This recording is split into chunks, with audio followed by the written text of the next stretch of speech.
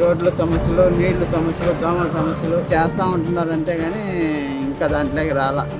రోడ్లు చూస్తే నానా విధాలుగా పోయేదని లేదు. జగనన్న పాలన గురించి చెప్పింది చేయటం లేదు. ఒకటి చెప్తాడో ఒకటి చేయటం లేదు. ఉచితంగా ఇల్లు అన్నాడు, మళ్ళీ డబ్బులు కట్టమంటా అన్నాడు. ఏడపడతారు జనాలు. మూడు డబ్బాలు పొడి చెత్త, తడి చెత్త ప్రమాదకరమైన వస్తువులు. ఈ ప్రమాదకరమైన వస్తువులు వేస్తే వాళ్ళు సపరేట్గా వేసుకోపోతారు. ఒకే దాంట్లో కలుపుకో కాకుండా విడివిడిగా వేసుకోపోతారు.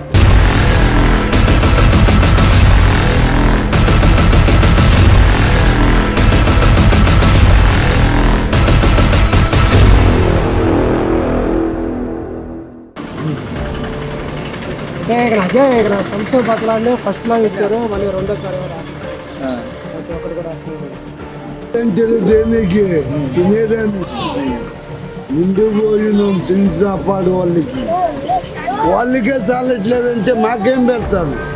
3 రకాల ఐటమ్స్ ఇస్తున్నాం. తడి చెత్త, పొడి చెత్త, ప్రమాదకరమైన వస్తువులు విడివిడిగా వేసి మాకు ఇస్తే మేము తీసుకోపోతాం.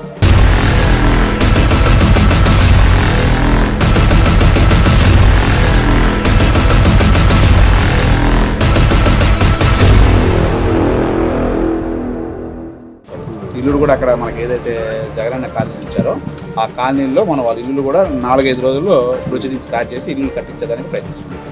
డ్రైన్ సమస్య ఉంది. డ్రైన్లు కావాల్సిన మొత్తానికి డ్రైన్లు ఉన్నాయి. కేవలం